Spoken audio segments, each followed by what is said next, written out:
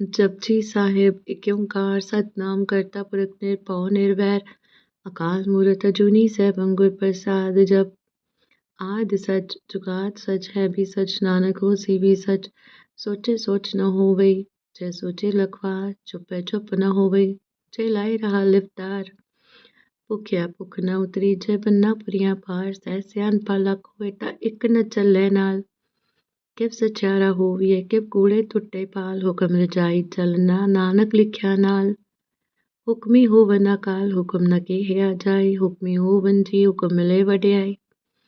हुक्मी उत्तम नीच हुक्म लिख दुख सुख पाइए इक न हुक्मी बख्शीस एक हुक्मी सदा पुहाइए।